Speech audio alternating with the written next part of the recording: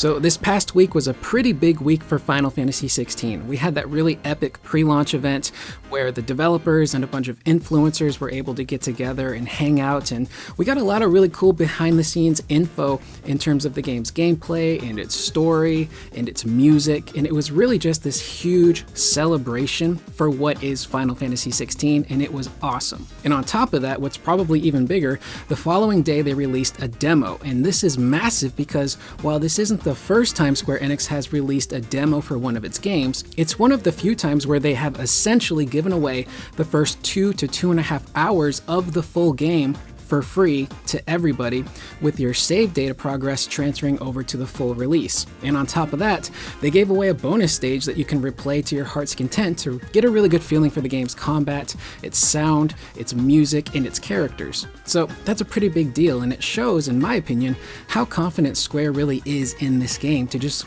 give it away to the public for free. Now to the unfortunate news, there are some leaks that are currently hitting. But before we get to that, if you guys could click the like button and subscribe and hit the bell icon. I only recently learned that you have to hit the bell icon to stay up to date with most channels. Hitting subscribe just isn't enough because you don't always get notifications when a new video pops up. So if you guys could hit the bell icon, that would be greatly appreciated. Now getting into this leak news, this is coming to us from Video Games Chronicle, and they're reporting that physical copies of Final Fantasy XVI have already leaked into the wild a full week before its official release. And because of this, some pretty massive story stuff is already starting to get spread out online. Now, they don't link to any of the spoiler stuff, but I'm going to assume it's from, places like Reddit, Reset Era, and Twitter. So if you're a user on Twitter in particular, it might not be a bad idea to mute certain words like Final Fantasy and 16, including the Roman numeral, to avoid any big potential story stuff. Because as of right now, the only spoilers leaking is from earlier in the game. But a week from now, as more players get to play it